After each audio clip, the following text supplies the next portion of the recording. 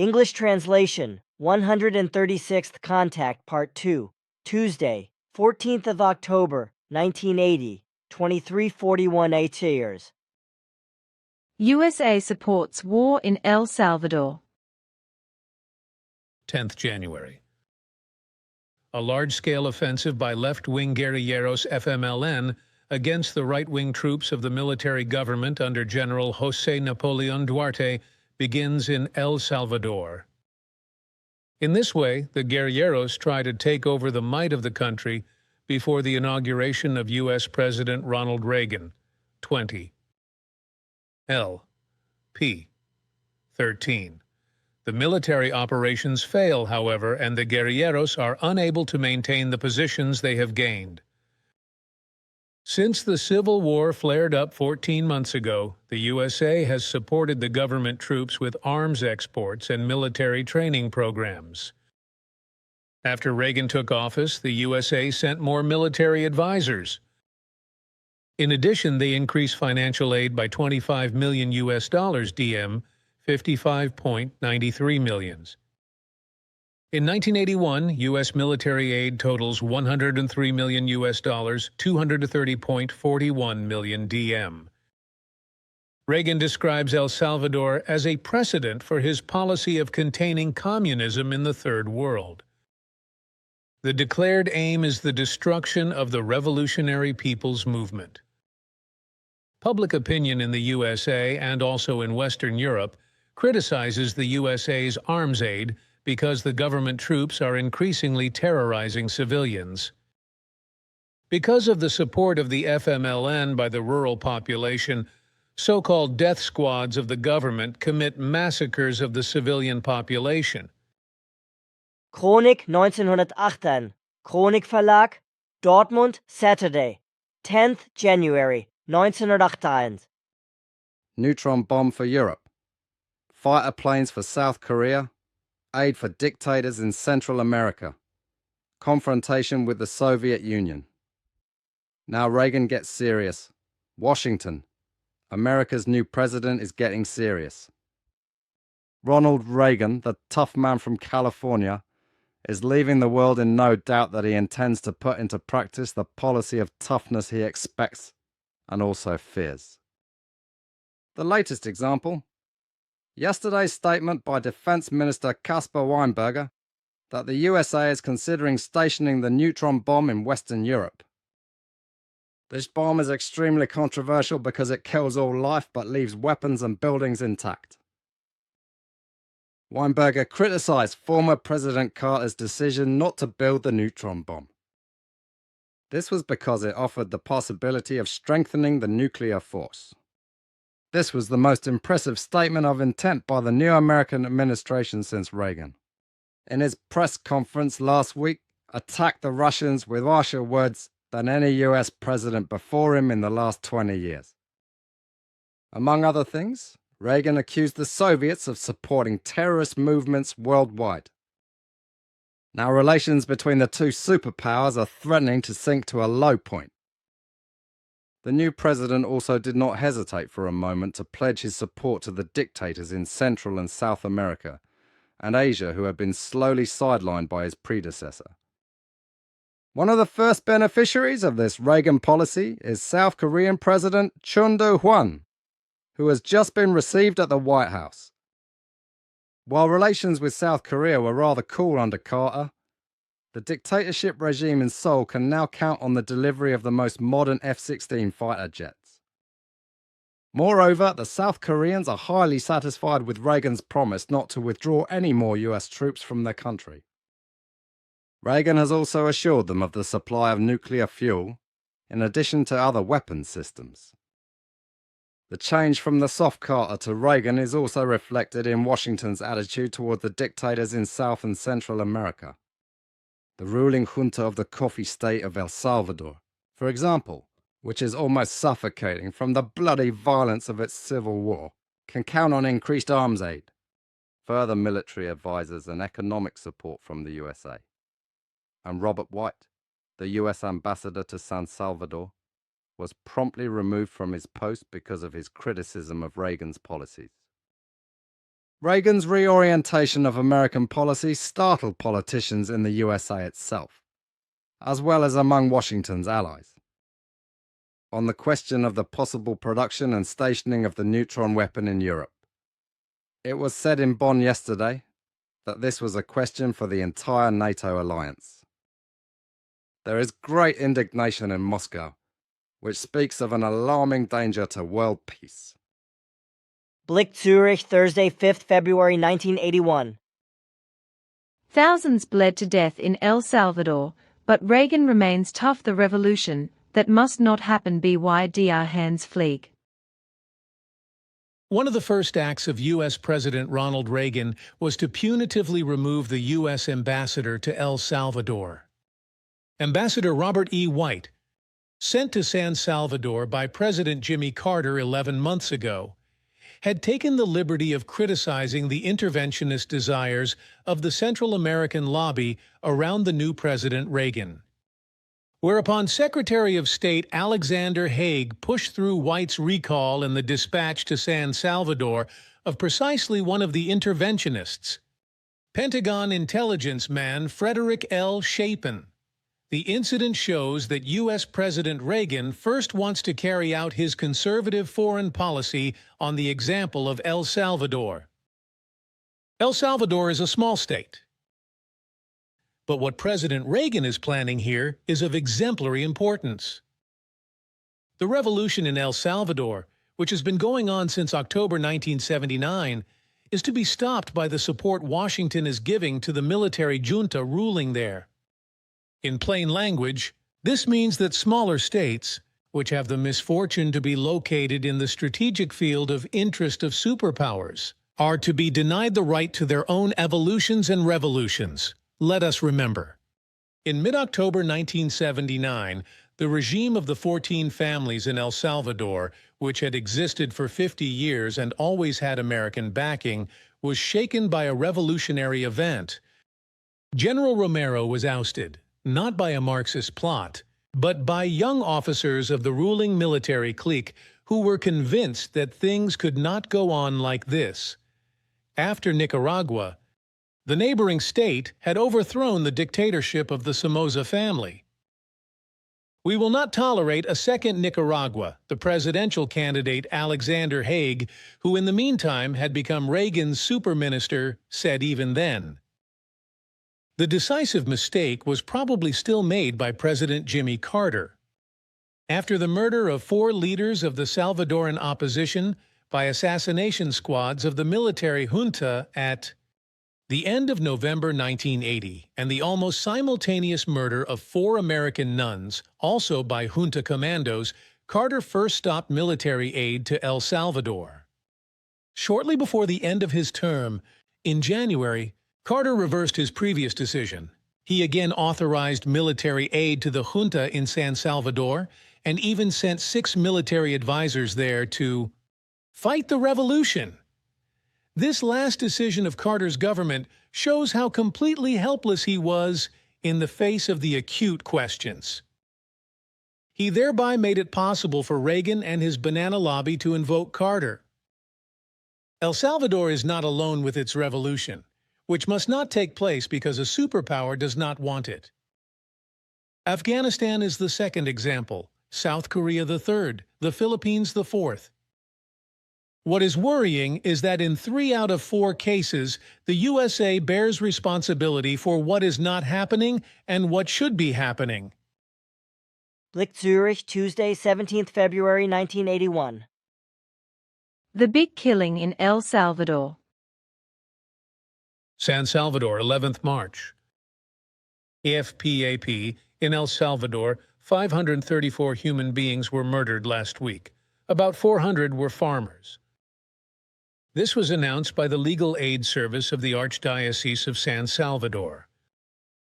According to the same source, 2,687 human beings had fallen victim to the civil war in January. In February, the number dropped to 980. For March, the aid service expects another steep increase.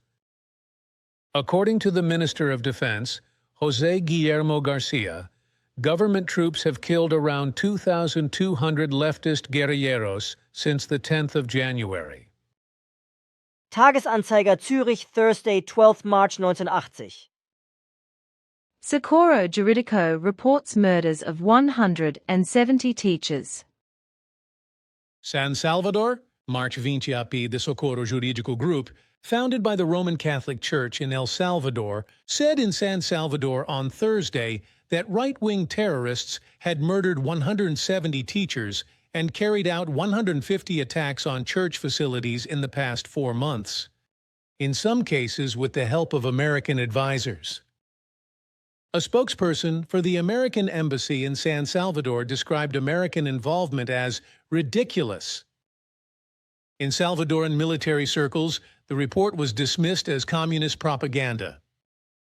Socorro Jurídico was founded in 1975 by the Archdiocese in San Salvador to educate peasants about their rights and provide them with legal assistance. The organization did not provide further details about the alleged involvement of American advisors, including members of the Special Forces, in the murders. According to the official American account, the military advisors were sent to El Salvador to train the armed forces in fighting guerrillas and to instruct them in the use and maintenance of American aircraft, ships, and weapons. The current Archbishop of San Salvador, Arturo Romero y Damas, had recently accused Socorro Jurídico in a sermon of having a tendentious attitude because the group condemns right-wing but not left-wing terrorism. The Prince of the Church had threatened to close the office of Socorro Jurídico. Tagesanzeiger Zürich, Saturday, 21st March 1980. Murders without end in San Salvador. San Salvador. Mass murder in a San Salvador slum. Members of the police and the National Guard shot dead 30 human beings, including 5 women. The bloodbath was apparently a retaliatory strike. The night before, guerrillas had attacked a military convoy in the same district and killed 4 soldiers. The killers were led by a masked man in civilian clothes. When he pointed to a house, henchmen entered, dragged 1 or more persons into the street and killed them with shots to the head. It was horrible, indescribable. One woman described the gruesome bloodbath. 2 houses where they suspected left-wing extremists were set on fire by the uniformed hordes. They cut off a young man's genitals and placed them on his chest. Blick Zürich, Thursday, 9th April 1981.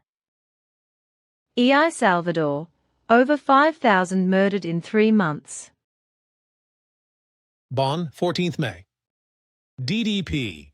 More than 13,000 human beings have been murdered in El Salvador since the beginning of 1980 with the involvement of the state security forces.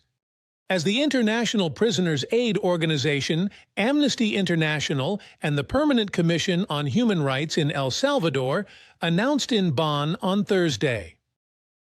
The president of the Permanent Commission on Human Rights, Marianela Garda, put the number of human beings killed by the security forces in the first 3 months of this year at 5,092.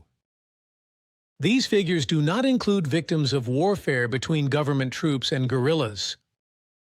Tagesanzeiger Zürich, Friday, 15th May 1981. Even with Russia, the new president will be speaking quarreling and angry words, which will bring the Russian government up in arms. But this senselessness of the American president will not yet be enough because such actions only mean the beginning of his evil reign, during which he will destroy much hope for peace, which had been laboriously developed a great deal since the end of the Second World War.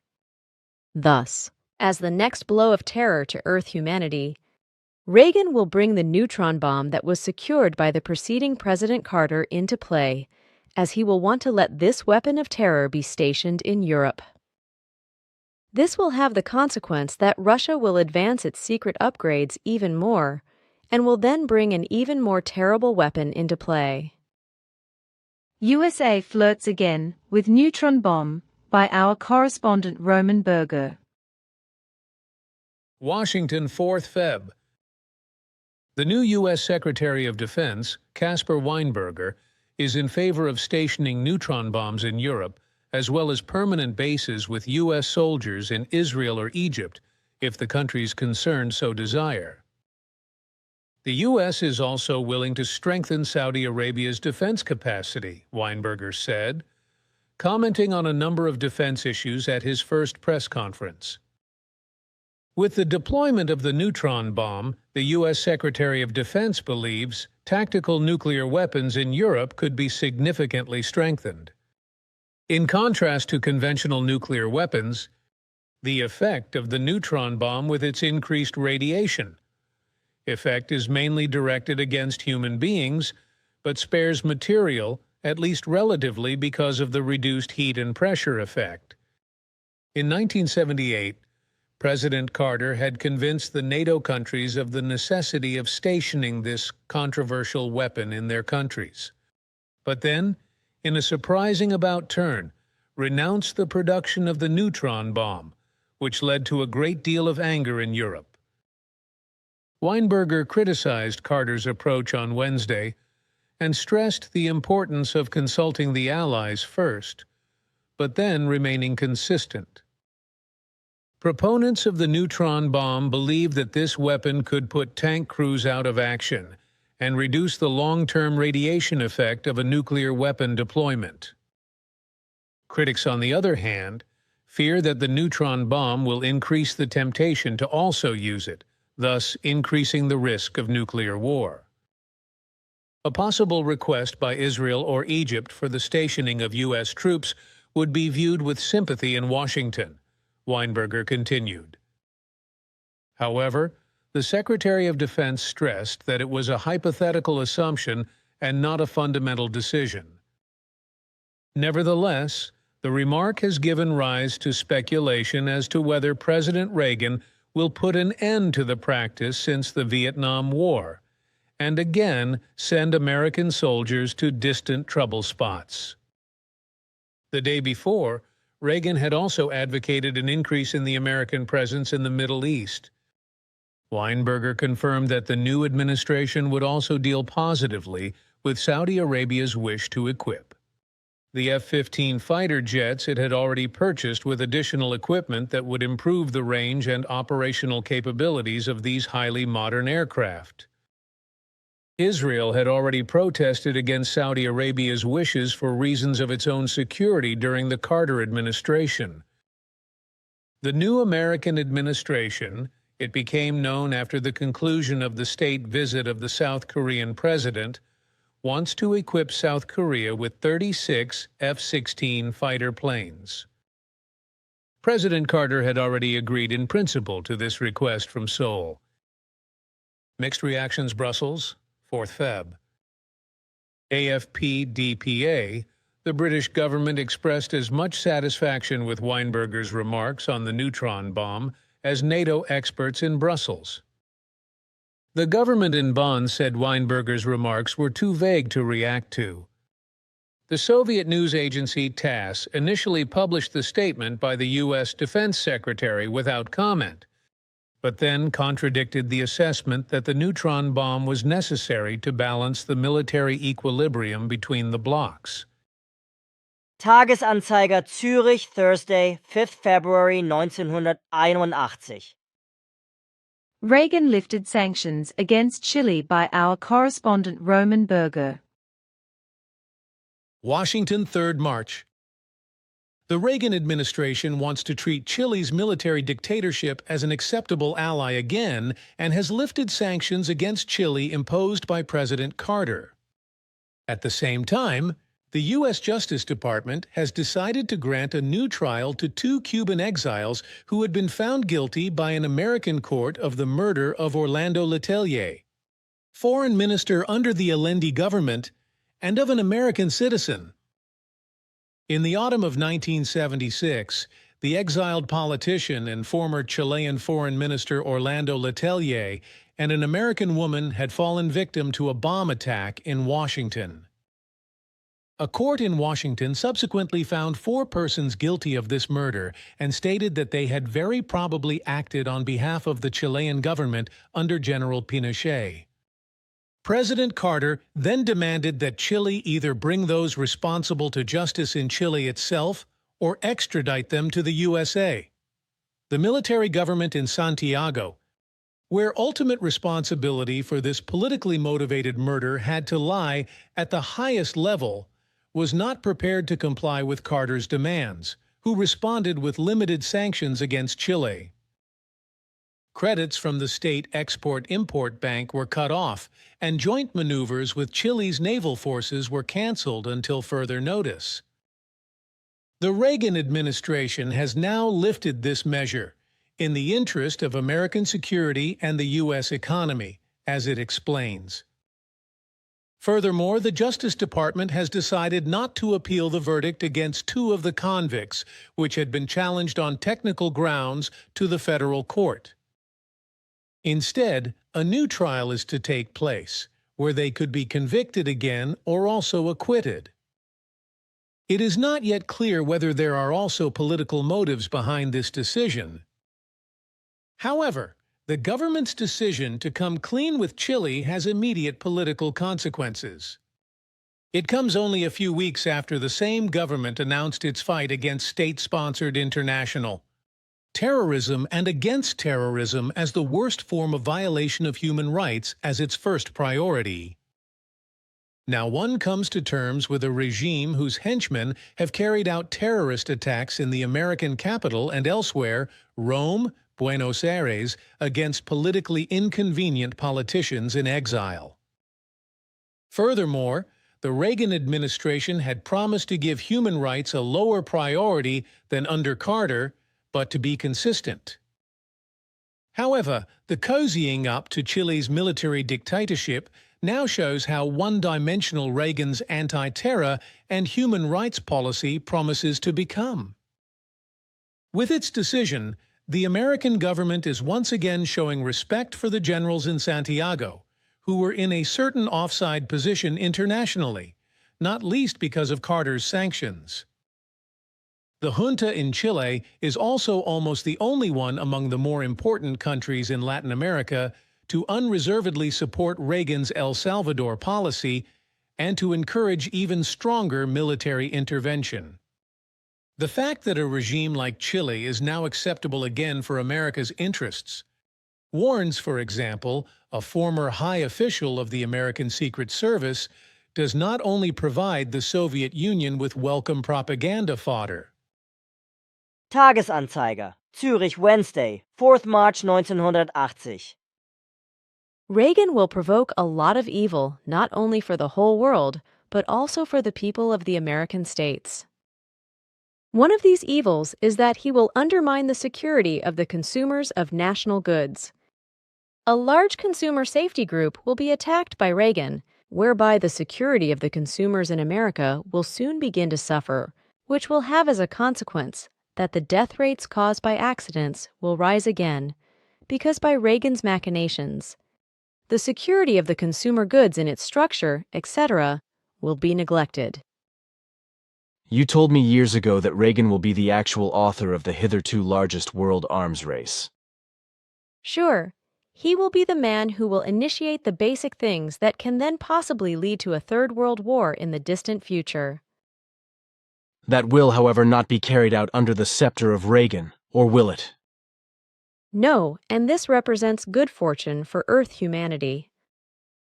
If he were to be the decisive word in such a war, then the entire Earth would be destroyed. Which would probably correspond to an atomization. Yes. Then hopefully there will also be humans who will recognize these things early. That will be the case, and his very inglorious end is already certain, as also that of the murderous Ayatollah Khomeini, whose end begins to be at hand in the first days of February 1981, when he is struck with an illness that he cannot be healed from, which will also happen to Reagan in a later time when he is struck by Alzheimer's disease and will have a tragic end. Khomeini's failing health. Tehran, The health of Iran's aged revolutionary leader has deteriorated again. Khomeini supporters were urged over Iranian radio yesterday to stop seeking permission to visit the ailing man. The Ayatollah, who turns 81 on the 6th of May, admitted publicly for the first time last week that he was in poor health, it was reported in Blick. Blick, Zurich, Saturday, 14th February 1981. It will only bring about one less murderer in this world. But as a rule, nothing better follows such. Unfortunately, that is the truth, and it will still remain as such for a very long time. The world would indeed otherwise come to peace. Yes, and the power-hungry would not like that. And these power-mongers would not like that. Sure, but now listen more. Ayatollah Khomeini and his allies will, in the first months of 1981, play around with the idea that the Ayatollah should allow himself to be treated by notable physicians in Switzerland. Is Khomeini coming to Switzerland? Geneva. Ayatollah Khomeini, Muslim ruler of Iran, wants to come to Switzerland to have his seriously ill heart treated by our specialists. This rumor has been persistently circulating in the French-speaking part of Switzerland for several days. Some newspapers want to know that a delegation of the Ayatollah was already there in January and bought a villa in the Lausanne area for 1 million francs. Admittedly, this claim is denied by our foreign ministry, as well as by the Iranian ambassador in Switzerland and his Swiss colleague in Tehran. But 2 doctors from the Lausanne University Hospital have already been to Iran once to treat the Ayatollah after a heart crisis. Blick, Zurich, Thursday, 5th March 1981. The realization of this attempt, however, is still presently questionable because no clear picture can be determined yet. The Khomeini's brain functions are damaged, which is why with him, arbitrary actions and resolutions often go into action, which cannot be predicted in their final form very often. For this reason, this occurrence in Switzerland cannot be predicted with any certainty, and neither can the trip of the Pope to Switzerland, who is occupied with the thought of visiting your mother country in the middle of the year 1981. Certain factors of uncertainty are also present with the Pope, which could, at the least, postpone his trip. On the whole, the entire year of 1981 holds a great deal of uncertain factors, which is why very precise numerical data can only be made on rare occasions, just as in other cases, which do not allow themselves to have absolute certainty as to whether a particular event will arrive now or not. This, however, exclusively applies to events which have direct reference to persons. This is so only because, in particular, the year 1981, in reference to the actions of persons, will be dominated by such persons whose material consciousness and brains exhibit damage, which will lead to arbitrary, hot-tempered, and unpredictable actions. This will also be the case with Prince Charles of England, who will become engaged to a certain Diana Frances Spencer, which will then lead to a marriage in the first half of the year if these plans are not wavered again by the instability of this man. Engagement of the heir to the British throne announced at Buckingham Palace. Prince Charles takes a kindergarten teacher. London, 24th Feb. DDP, the big news, though eagerly awaited for weeks amid multiple false alarms, has finally been officially confirmed. Prince Charles, the heir to the British throne, will marry Lady Diana Spencer. So when Charles ascends the throne one day, Lady Di, who comes from the old noble family of the Earls of Spencer and was previously a nursery school teacher in the London district of Pimlico, will be crowned his queen. By our correspondent Thomas Beland, London, 24th Feb. In recent years, Prince Charles has been a prisoner of a statement he once made in his youthful exuberance. He considered 30 to be the ideal age for marriage, the prince had once declared. opening up an inexhaustible fund of speculation for his compatriots and the relevant press. Now the most eligible bachelor, as he is sometimes called in England, who will one day ascend the English throne as Charles III, is engaged to be married. Lady Diana had been a regular companion of Charles for some time. That the romance might lead to an engagement was first suspected with some certainty when Lady Di suddenly drove up one morning in a brand-new British Leyland Metro in front of the kindergarten she looked after, although she had just bought a new Renault 5. A future Royal Highness, they began to whisper to each other, could not possibly be driving a foreign car. This blunder has surely been corrected by a discreet hand. The press also promptly accused the court of having exerted influence to ensure that Lady Diana had preferential access to her new BL Metro. Hounded by all the hounds of Fleet Street, the press has cut a poor figure in this engagement story.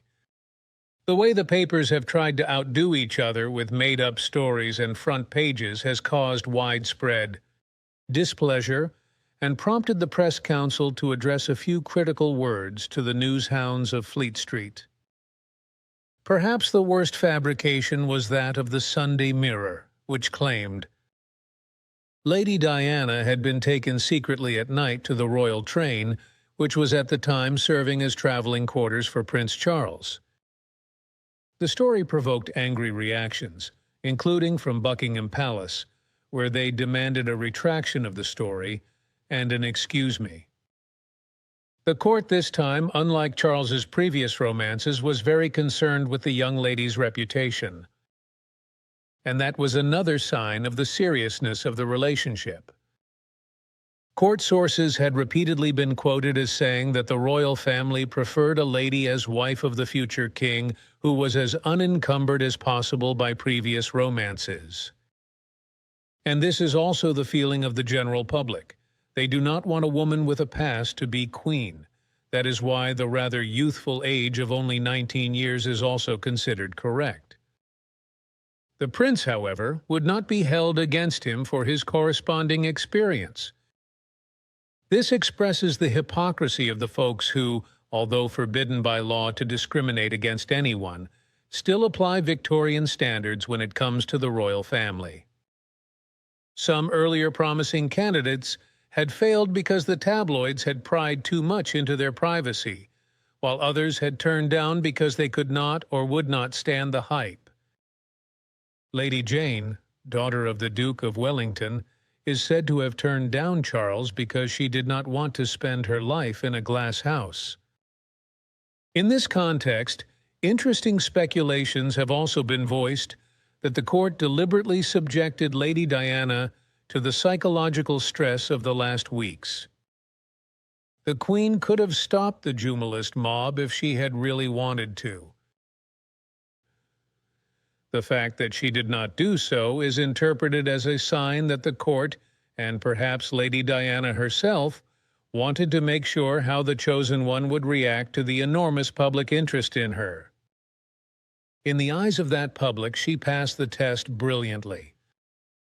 The people have taken Lady Diana Spencer, daughter of the 8th Earl Spencer, to their hearts.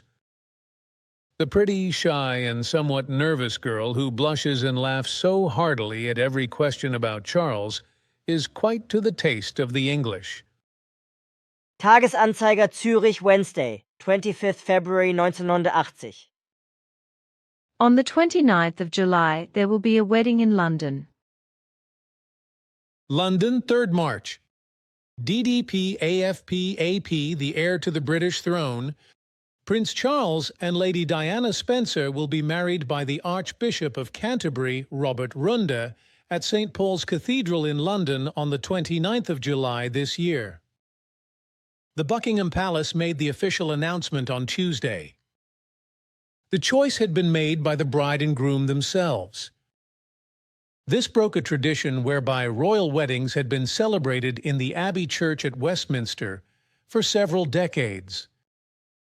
Lady Di will be officially titled Her Royal Highness the Princess of Wales immediately after her wedding, the Buckingham Palace spokesman announced.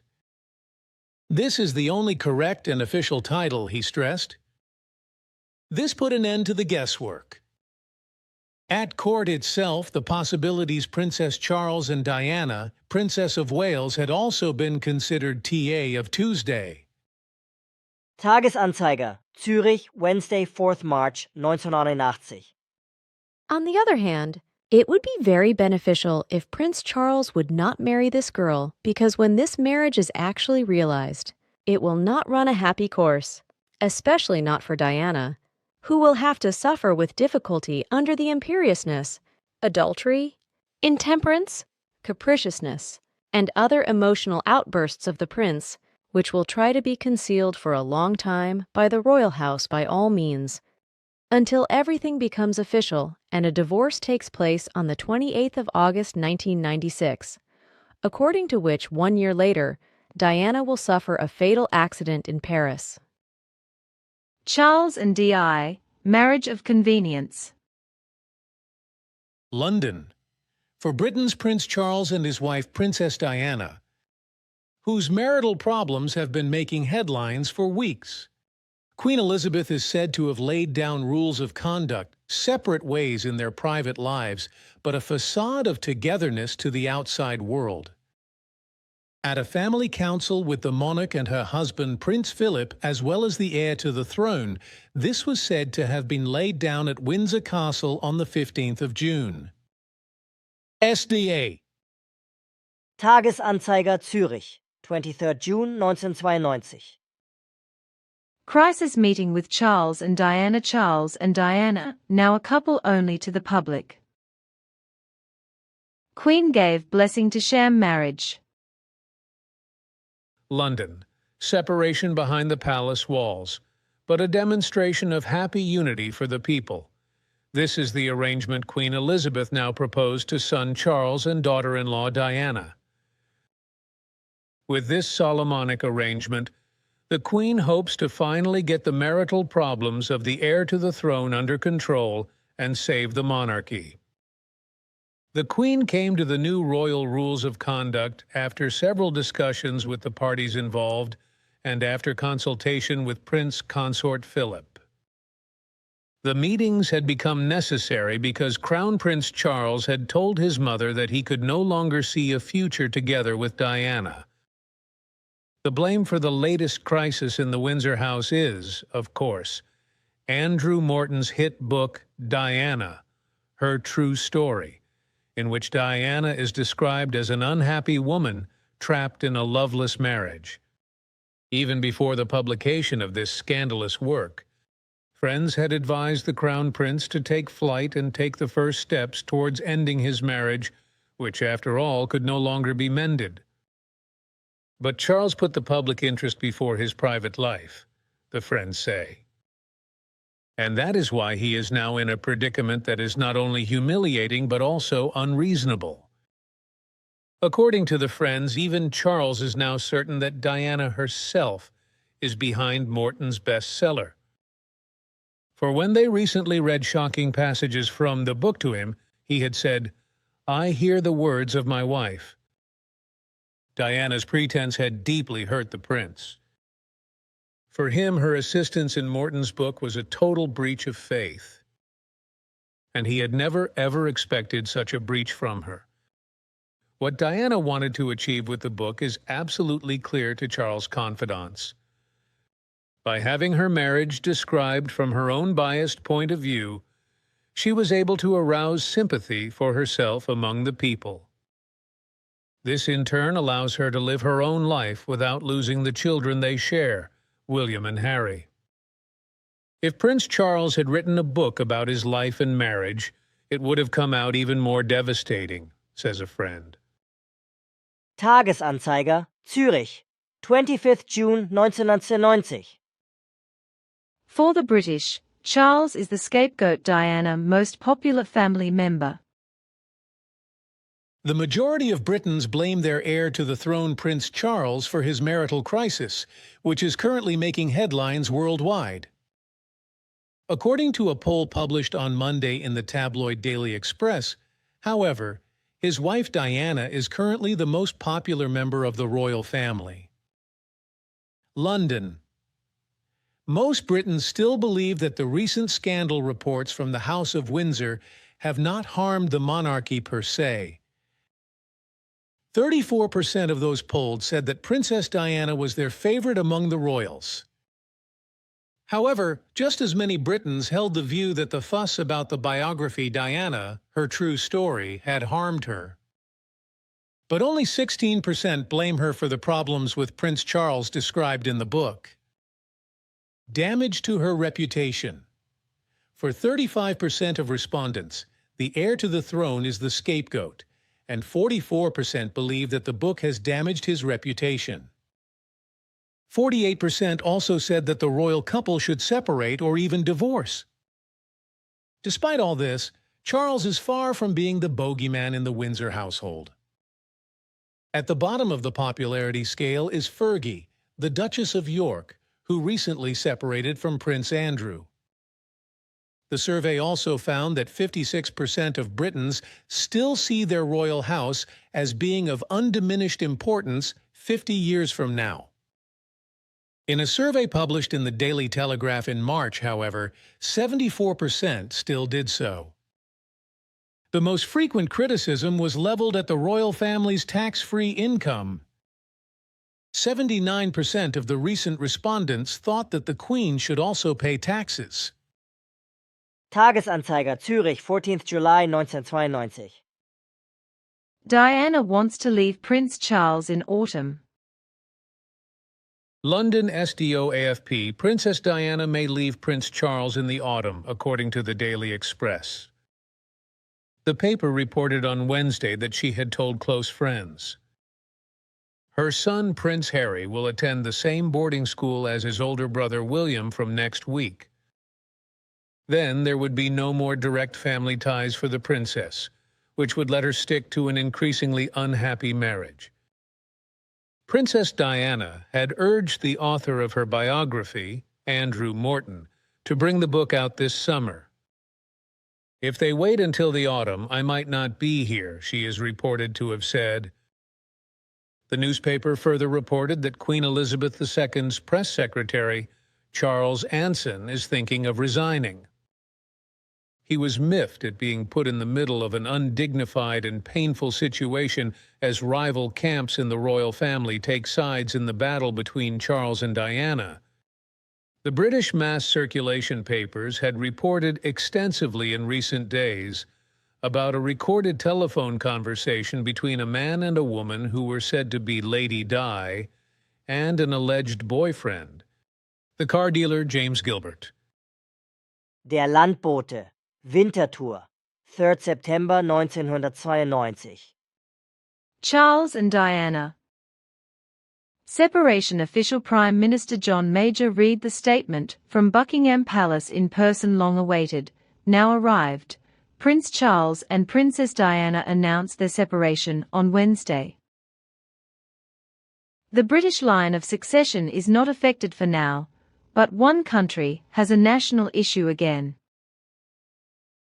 By Renee Grubber and Stefan Howald, London. The stakes were commensurate with a tragedy of state of the first order. Prime Minister John Major, who was actually busy preparing for the EC summit in Edinburgh, read out the statement from Buckingham Palace in person in the House of Commons on Wednesday afternoon. It is to be a separation between the Prince of Wales and his wife, but not a divorce. The two children are to be brought up together, and the public duties are to continue.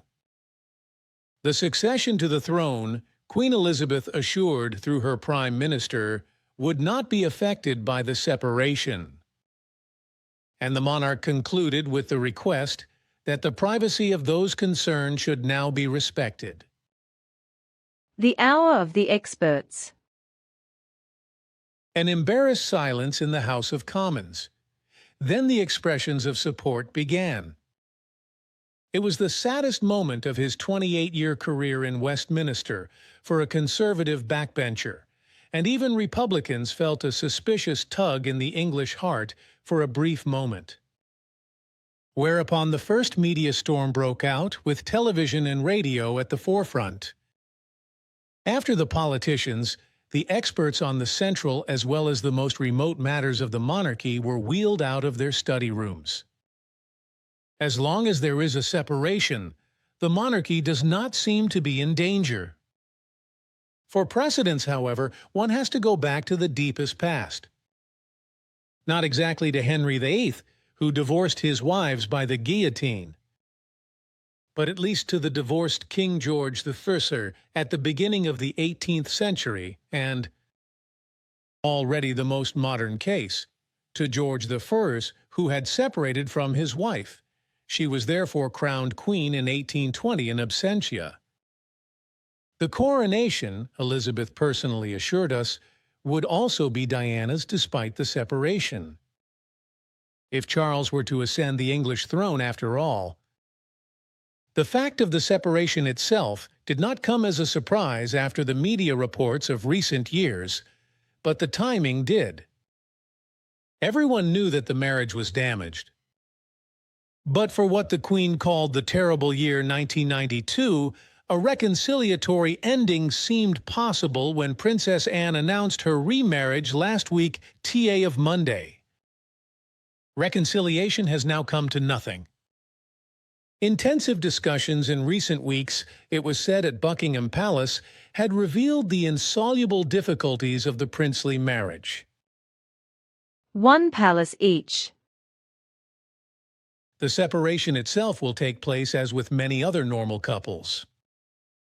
However, the living arrangements for the parties involved are somewhat better. In future, they will each have their own palace in London. Responsibility for the children will remain with both parents, with whom they will alternate holidays. Both will also continue to perform public duties, mainly separately, but that is nothing new. In the near future, the separation may well benefit the monarchy. She will be sure of sympathy, and a stumbling block of undue media interest is removed. In the long run, however, a separated pair of heirs to the throne is another step that will bring the monarchy down into ordinariness.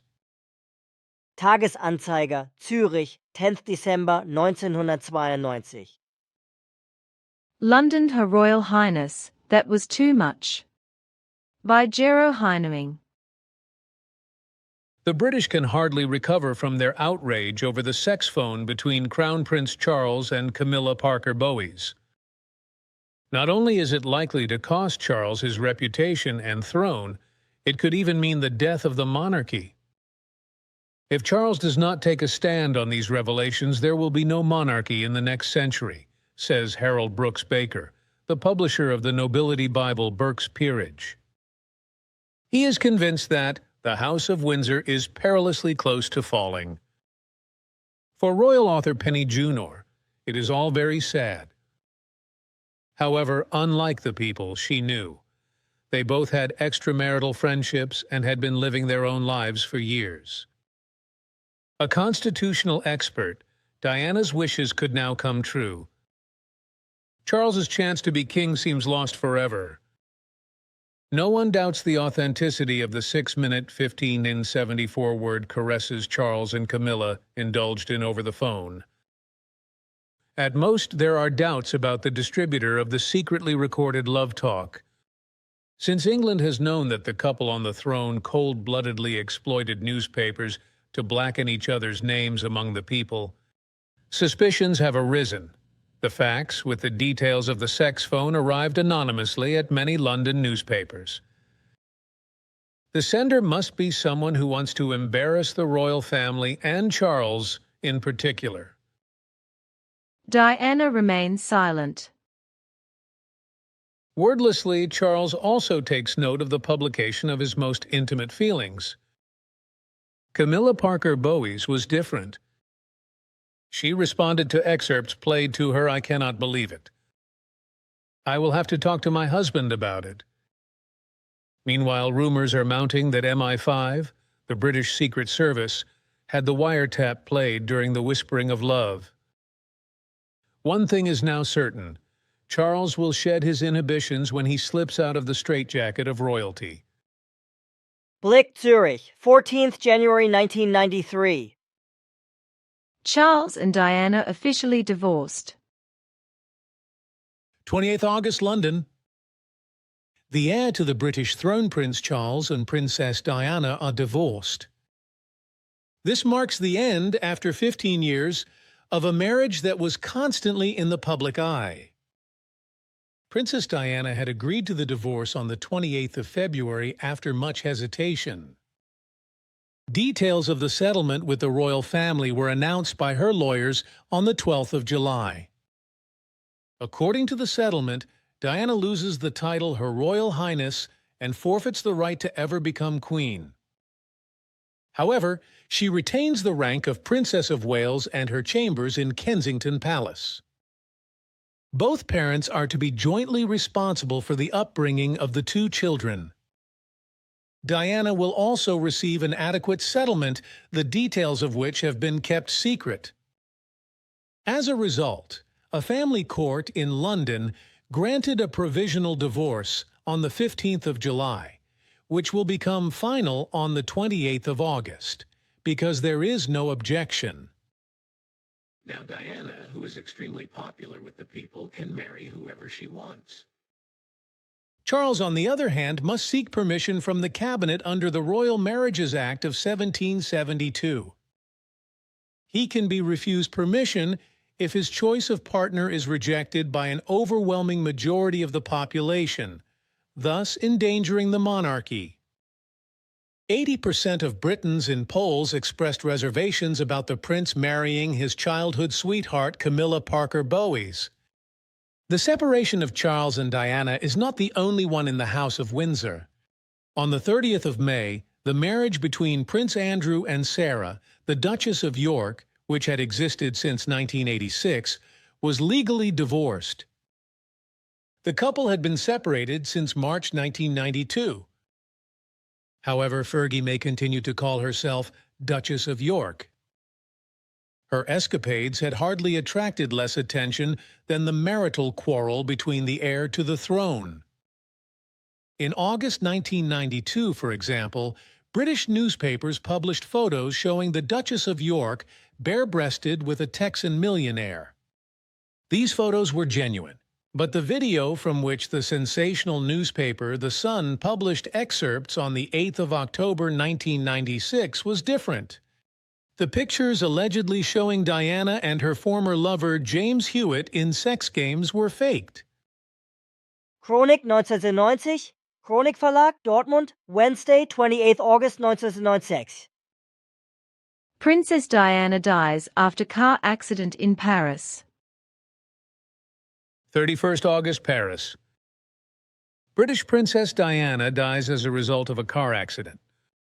The car in which she was sitting with her companion, the Egyptian millionaire's son Emad Dodi El Fayed, her bodyguard Trevor Rees-Jones, and the French driver Henri Paul skidded at high speed in a road tunnel on the Seine at around 0:35 HRs and crashed into a concrete pillar.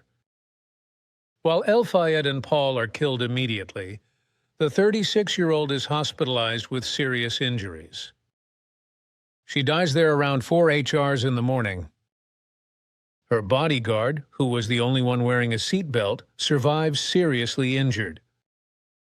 Apparently, a chain of circumstances led to the accident. The celebrity couple was fleeing from paparazzi who were chasing the car on motorbikes. Later investigations revealed that the driver was heavily under the influence of alcohol and medication when he lost control of the armored Mercedes 280S at a speed of 196 km/h. The exact circumstances of the accident can be determined by the police. The exact circumstances of the accident, however, cannot be clarified despite months of investigation by the police. For example, the question remains open whether other vehicles were involved in the accident. The body of the princess is brought from Paris to London by her ex-husband, the heir to the British throne Charles, and her two sisters. The world reacted with grief and dismay to Diana's death. Thousands lay flowers in front of Buckingham Palace and her London residence, Kensington Palace, and at the scene of the accident in Paris. In addition to accusations against the press photographers, who spared no means in their hunt for exclusive photos and had been following Diana and her boyfriend for weeks, criticism of the British royal family is also mixed in with the mourning. It was only under public pressure that Queen Elizabeth II decided to make a short televised speech on the 5th of September in which she praised her former daughter-in-law as an extraordinary and gifted human being. The media take the Queen's distanced reaction as an opportunity to speculate about the future of the monarchy in Britain. Conservative newspapers also say that the royal house must take far greater account of the feelings of the people and break away from rigid protocol. On the 6th of September, Britain bids farewell to Diana with a funeral service at London's Westminster Abbey, pp. 36, 137. Chronik 1919, Chronik Verlag. Dortmund Sunday, 31st August 1919. Also uncertain in Spain is the matter which is very insecure in its outcome, where attempts will be made to overthrow the government. Approximately in the month of February 1981, so our calculations show, the military will, in turn, try to seize the power for itself in that country. According to our calculations, however, this coup attempt will have to fail because the best friend of King Juan Carlos cannot obtain his assistance. Juan Carlos saves democracy in Spain. 23rd February. About 200 members of the Guardia Civil, led by Lieutenant Colonel Antonio Tejero Molina, stormed the Spanish Parliament the Cortes in Madrid and take the deputies hostage. The putschists demand the formation of a military government to fight terrorism and the dissolution of Parliament. After the resignation of Prime Minister Adolfo Suárez González, the deputies had gathered in Parliament to elect his successor. At 1820 HR's armed units of the paramilitary police organization Guardia Civil stormed the Cortes. In front of the running cameras of Spanish television, which is broadcasting the presidential election live, the coup plotters shoot wildly and force the MPs to the floor. With pistols pointed at the parliamentarians, Colonel General Tejero announces a state of siege from the lectern in the military region of Valencia, which Lieutenant General Jaime Milans del Bosch controls with his troops. Soldiers occupy the state radio and television. Military music is played instead of the evening news. It is not until the early hours of the 24th of February that King Juan Carlos, whose support the military are hoping for, appears on television with a short speech. He calls on the Spanish to be loyal to the Constitution and to uphold democracy. Juan Carlos tells the population that he has ordered the armed forces to take the necessary measures to restore constitutional order. Shortly after the king's speech, Milans del Bosch withdraws his troops from Valencia. Large sections of the military then declare their loyalty to the king and the Spanish Constitution. At 2:30 HRs, members of the army enter the courtyard of the Cortes. After protracted negotiations, the first 31 civil guards surrendered to the police at 9:40 HRs. Around noon, the remaining putschists surrender and the hostage-taking ends bloodlessly after 18 hours. At the parliamentary session called for the next day, Leopoldo Calvo Sotelo is sworn in as the new prime minister. Several high-ranking officers are dismissed and placed under arrest in the following days, among them also General Milans del Bosch. In response to the attempted coup, demonstrations break out all over Spain on the 28th of February. In Madrid alone, 1.5 million human beings take to the streets to demonstrate against the attempted coup and for the preservation of democracy. Chronik 1981, Chronik Verlag. Dortmund. Monday, 23rd February 1981. Operetta coup in Spain, the bitter truth. Zurich, last Monday it was. A lieutenant colonel in a lacquer hat of the Guardia Civil stormed into the Spanish parliament. The Cortes, with 200 armed men, waved his pistol around, ordered all the deputies to lie down on the floor, and captured the government. The television broadcast the scene live, and all the viewers simply couldn't believe their eyes. Was this a gag, or was it serious? The spook lasted 18 hours, then it was all over. Lieutenant Colonel Tejero capitulated on his own terms, which were accepted. There was talk of an operetta coup which need not be taken seriously any further. In the meantime, the truth has come to light. This was by no means an operetta coup, and the pistol-wielding colonel was only the tip of the iceberg. The iceberg, this is Spain's army and military police.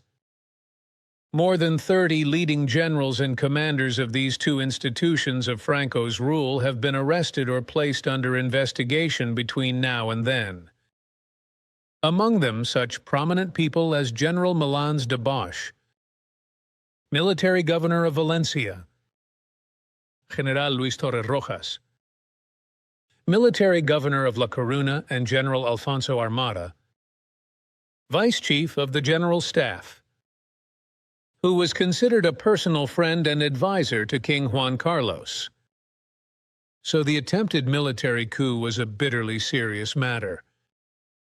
There was no question of operetta. And Spain now knows three things for certain. Spain's parliament and government have been appallingly weak. The deputies actually dived under their desks on the orders of the pistol colonel. Everyone could witness this. And the government, both the old and the new, allowed themselves to be captured. This is an embarrassment that has consequences in the very honor-conscious Spain.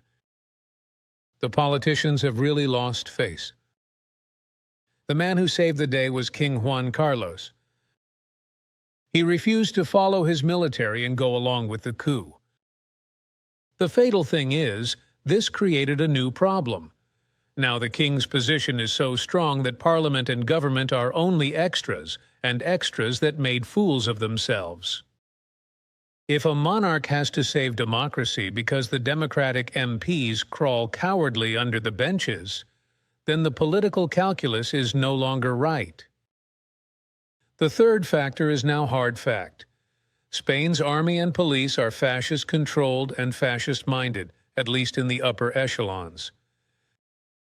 So it is tempting that the king, faced with the cowardice and weakness of the democratic bodies, will finally come to terms with these forces of the past. A Bourbon is after all a Bourbon. The Spanish shirt is closer to him than the European skirt. And Europe has done nothing to help Spanish democracy. That is a serious reproach. Hans Flelk Blick, Zürich, Sonntag, 1st March 1981. But here, human beings also play a very important role, whose material consciousnesses are not fully functional and who have some damage to their brains. For this reason, an accurate prediction in this case also cannot be ensured. However, those events that are to be released naturally are to be determined very precisely, even when they often arise in certain parts at the fault of the Earth humans. It is certain that shortly after the 20th of February 1981, the southern part of Greece will be shaken by a moderately severe earthquake. The human losses, however, will not be high and will be limited to a maximum of 250. This earthquake, however, will truly only represent a continuation of those earthquakes that have their origin in Agadir and that will move on to Italy, where the real big quakes will truly begin, and by what means the chain of earthquakes will no longer break off for a long time. As explained, Greece will be the next country after Italy to be shaken, whereby in that place, as in Italy, an end to the quakes will not be found for a long time. Strong earthquake in Greece.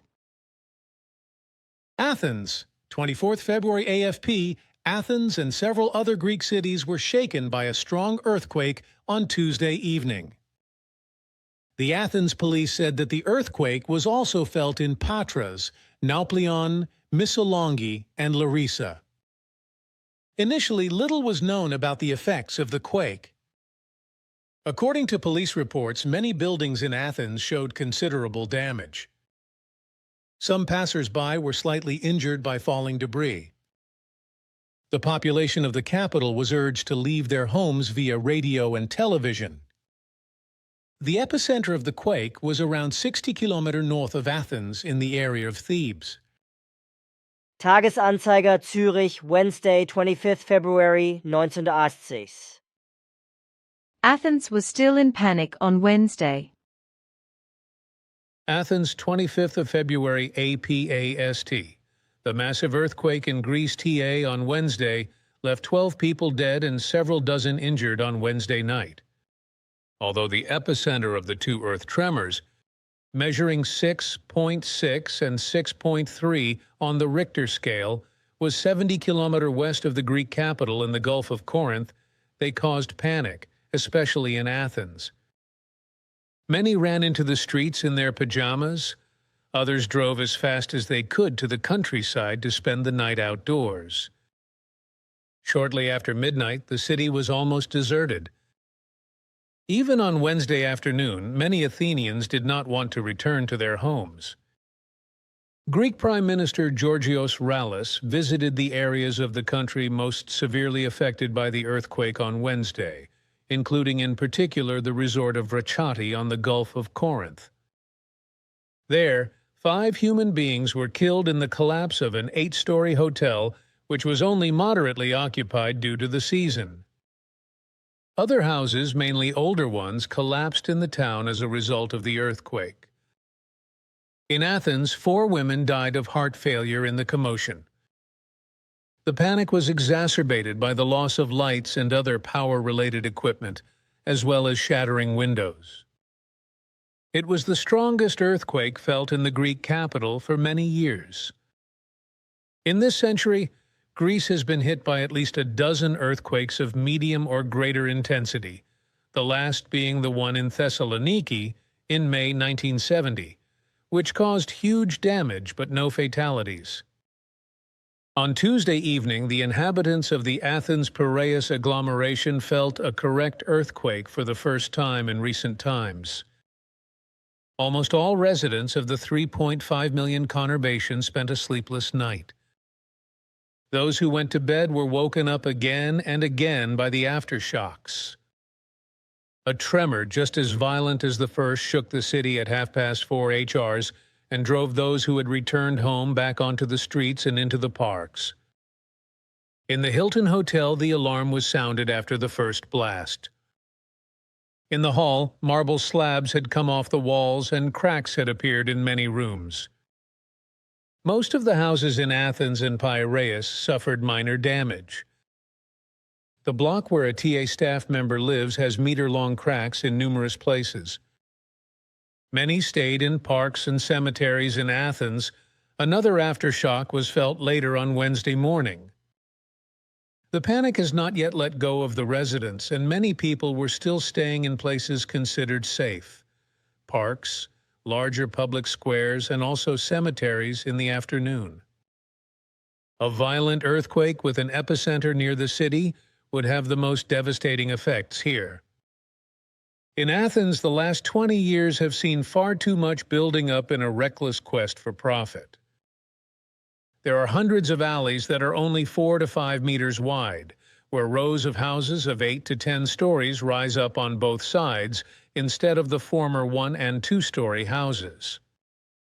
On Wednesday afternoon, Rallis was still having trouble persuading many of those still camping in the open to return to their homes.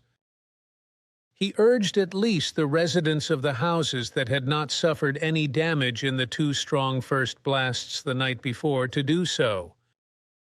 According to the politician, they are also protected against possible aftershocks, which, according to expert judgment, must be expected. Tagesanzeiger Zürich, Thursday, 26th February 1980. Violent earth tremors again, dead and injured.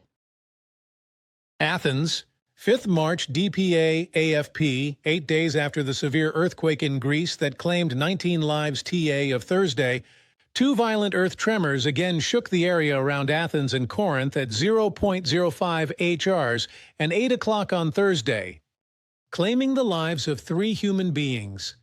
33 persons were injured, according to official figures. The quake, whose epicenter was in the Gulf of Corinth as it was a week ago, was even felt in southern Yugoslavia. According to damage reports available on Thursday afternoon, about 300 houses were destroyed, mainly in villages in the province of Boeotia and in Thebes, and hundreds of others were damaged. The number of homeless people currently stands at 25,000 human beings. St. Athens, 5th of March. Since last week's severe earthquake, which caused property damage amounting to 400 million francs in the Athens-Piraeus conurbation, in the holiday resorts of Loutraki and Kenita, and in 3 other localities between Athens and Corinth, according to initial estimates, the earth has not quietened down. But it did not remain only with the more than 1,000 weaker aftershocks between 3.5 and 5.1, according to the Richter scale, that were registered within a week. In the night to Thursday, the Greek capital and the Attica Peninsula again experienced 2 violent tremors. The scientists' assurance that a new earthquake of the intensity of last week's 6.6 and 6.3 on the Richter scale could be ruled out with 99% certainty has proved premature. The first earth tremor 5 minutes after midnight had an intensity of 6.2 on the upwardly open Richter scale, almost the same as that of the previous week. The epicenter seems to have moved closer to Athens. This is indicated by the fact that this time 50 houses, mostly old and single-story ones, collapsed in villages around the capital. Thousands of people again spent the night outdoors, with blankets on benches in parks or in their cars parked on wide pavements, and thousands of others drove out of the city to escape the danger of collapsing 6 to 12-story blocks that still make up all of Athens. Many employees did not go to work on Thursday, as 8 days ago mail was also not delivered. According to the incomplete checks so far, more than 1,000 houses were so badly damaged by last week's earthquake that they have become uninhabitable. At least 20 school buildings are unusable. The damage caused by the 2 new strong earthquakes, the second at 8 HORs, had a magnitude of 5.8 on the Richter scale, cannot yet be estimated. Main tourist centers spared so far. Almost no foreign tourists are now to be seen in Athens. From Western Europe and also from Switzerland, however, only a few come in this dead season for Greek tourism, even under normal conditions. But also the petrodollar-laden Arab oil sheikhs with their entourage and the rich businessmen from the Orient, who otherwise populate the local luxury hotels throughout the year, have become sparse. If the earth were to remain in motion in Attica for a longer period of time, as it did in Thessaloniki 2.5 years ago, it would be a serious blow to the region's tourism. The main holiday resorts, such as the islands in the Greek and Ionian Seas, the Peloponnese and the Halkidiki Peninsula in northern Greece, have so far hardly been affected by the earthquake activity. Tagesanzeiger Zürich, Friday, 6th March 1980. In southern Europe, the earth does not come to rest. Athens, Belgrade, 8th March. DPA Reuter AP, Athens resembled an extinct city on Sunday. Driven by fear of another earthquake and the desire to spend the long weekend at the beginning of the Orthodox Lent in the countryside, hundreds of thousands left the city of 312 million people. The latest earthquake to date, measuring 5.7 on the Richter scale at midday on Saturday, followed half an hour later by a second measuring 5.2, hastened the exodus. Some 50 aftershocks followed in the night to Sunday, their epicenter 50 kilometers west of Athens. The first major quake of magnitude 6.6 on the Richter scale on the 24th of February had been measured 70 kilometers west of Athens. The carnival procession in Athens scheduled for Sunday was canceled. Also on Saturday, the southern Yugoslavian town of Kosovska Mitrovica, where a similar quake had already occurred a week ago, was shaken by a 4.4 magnitude earthquake. It was not known at first whether there were any victims or damage. Our picture shows a smashed bus in the Greek earthquake zone. Picture Warwick. Tagesanzeiger Zürich, Monday, 9th March 1981. Floods receded. May, 6th March. DDP water levels in Swiss lakes and rivers receded again over the weekend. A spokesman for the Swiss National Hydrology Unit of the Federal Office for the Environment said on Monday that the major rivers were now carrying only slightly more water than average. Last Friday, maximum levels for the month of March had been measured everywhere, and in some places, such as in the Emme and the Rhine, even high water. Since Friday, the water level of the Rhine has dropped by 1.23 meters to 4.87 meters. The water level of the Reuss fell by 77 centimeters, that of the Aar by 43, and that of the Limmat by 39 centimeters. Only the level of Lake Constance rose by a few centimeters to 5.45 meters in the last few days. However, this level is absolutely normal for this time of year, emphasized the spokesperson of the State Hydrology Department. The absolute highest level to date was observed in 1965 at 7.44 meters. The Rhine had swollen to 5.80 meters in 1968 and even to 6.03 meters in 1910.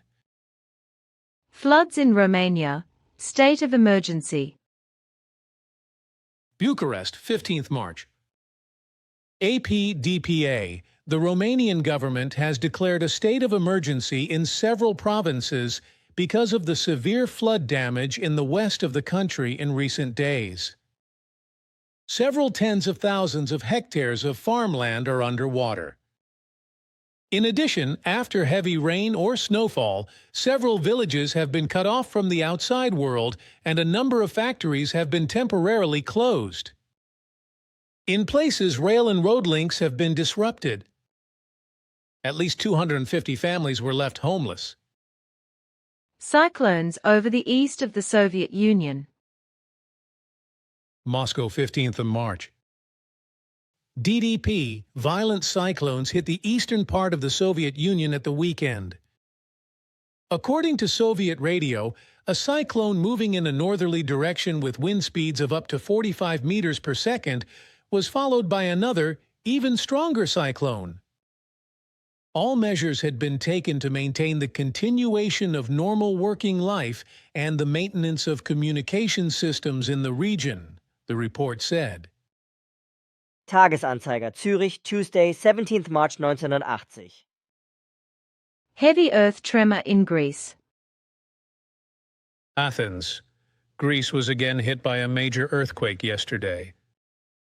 According to Greek radio, the center of the earthquake was in the region of Corinth. The magnitude of the quake was 4.8 on the Richter scale. There were no reports of human casualties last night. On the 24th of February, a severe quake had caused devastating damage in Greece and claimed several lives. Blick Zürich, Friday, 27th of March 1981. From Greece, the quakes will then move on to Japan, and in addition, Yugoslavia, South America, Russia, all the Balkan states, and also Europe will not be spared in the end. Thus, Italy will be the actual starting point of that large chain of weak to most severe earthquakes, which will shake the Earth from the end of 1980 and into the beginning of 1981 throughout many years, until far into the third millennium, and bring death and destruction over the human beings. Whereby the Earth human has contributed a lot to this and will further serve to encourage these quakes. Reports from Chile, Greece, Yugoslavia and Japan strong earthquakes all over the world. Santiago, Athens, Belgrade, Tokyo, 16th March. AP, DPA, several relatively strong earthquakes were reported on Monday from Chile, Greece, Yugoslavia, and Japan. Reports of casualties and damage were not available from any of the affected areas in the evening. In southern Chile, an earthquake measuring 6 on the 12-part Mercalli scale was recorded. With its epicenter in the province of Talca, telephone and power lines were interrupted, but no further reports of damage or casualties were available for the time being. A moderate earth tremor shook the area between Corinth, Athens, and Thebes in Greece again on Monday night. No new victims were reported. Since the quake of the 24th of February, almost 2,500 aftershocks of at least magnitude 3 on the open Richter scale have been registered in Greece. Also not causing any damage were 25 earth tremors that occurred from Sunday to Monday in the southwest of Yugoslavia. The Japanese island of Amami-Oshima, about 1,350 kilometers southwest of Tokyo, was also hit by a relatively strong earthquake on Monday. Damage was also not initially reported here. Up to 300 earthquakes per year in Switzerland burn March. SDA. When earthquakes increase worldwide, people in Switzerland often think of themselves as earthquake-proof. However, this is a fallacy. As Dieter Meyer-Rosa, head of the Swiss Seismological Service at ETH Zurich, writes in the Schweizerische Ärztezeitung, about 200 to 300 quakes are also registered in Switzerland every year, the majority of which, however, are below the threshold of perceptibility. Nevertheless, major damaging quakes could also occur in Switzerland. On a long-term average, a major quake must be expected every 6 to 8 years. The areas particularly at risk in Switzerland include the Valais, the Basel region, the St. Gallen Rhine Valley, southern central Switzerland, and the Engadine. Around 1 million earthquakes are registered each year throughout the Earth, including a great many weak quakes. According to Meyer-Rosa, however, the widespread opinion that the frequency of earthquakes has increased in recent years is not correct. The numerous records prove, however, that the epicenters are always located in several distinct zones, namely in areas with young mountain formation Andes, Himalayas, Alps, Apennines, and in the mid-oceanic ridge zones. These in turn are, for example, the Circum-Pacific Belt South America, California, Alaska, Japan, the Philippines and Fiji Tonga, or the Mediterranean Himalayan Zone North Africa, Italy, the Balkan countries, Turkey, Iran, China, or, the best known, the mid-ocean ridge zones in the North and South Atlantic and the Indian Ocean. About 70% of all quakes are in the range 35 degrees north latitude plus minus 10 degrees. This range includes Japan, China, Central Asia, the Middle East, and the Mediterranean. Tagesanzeiger, Zürich, Tuesday, 17th March 1981. The beginning of this time of severe earthquakes is also connected with a large climatic overthrow, whereby this will already become apparent at the end of the year 1980 through a very harsh winter that will bring an unusually large amount of snow and will reach down into the areas of the desert of Sinai and the Sahara, whereby far areas of Africa will also have to suffer under this winter. The northeast of the USA is hit by a cold spell. In New Hampshire, the thermometer drops to 40 degrees. Chronik 1980, Chronik Verlag, Dortmund, Thursday, 25th December 1980. All of Greece is hit by a snow disaster in unusually wintry temperatures. Hundreds of mountain villages are cut off from the environment. Numerous transport links are interrupted. A state of emergency is declared in several areas, especially in Thrace and on the Peloponnese Peninsula. 20 persons freeze to death. Chronik 1980, Chronik Verlag, Dortmund, Thursday, 25th December 1980. After that, over many decades, wild waters will appear all over the world, causing large areas of many countries to suffer from floods that bring death, destruction, and annihilation. Floods due to deforestation, by our editor Werner Keller. Manila, 29th Jan. More than 200 human beings have so far fallen victim to a storm in Mindanao, which has been ravaging the second-largest island of the Philippines for weeks. More than 700,000 human beings have been made homeless by the flood disaster. The Philippine government has ordered relief measures, but the damaged areas are largely cut off from the environment. The floods are mainly the result of the systematic destruction of large forest areas. Primarily affected by the floods are the northeastern provinces of the island, which has about 14 million inhabitants. Mindanao is rich in raw materials, and international agro corporations are planting pineapples and bananas there for the world market. Since mid-December, it has been raining almost continuously in this region. Meteorologists also do not expect the weather to improve in the near future. The inhabitants, most of whom are staying in their huts, are increasingly lacking food.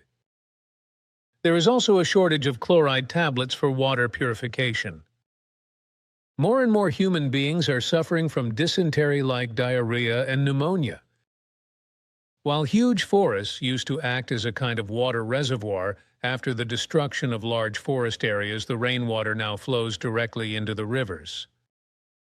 Since the vegetation in these bare areas is largely destroyed, the soil is washed out by the rainwater, and the erosion material eventually settles in the river mouths.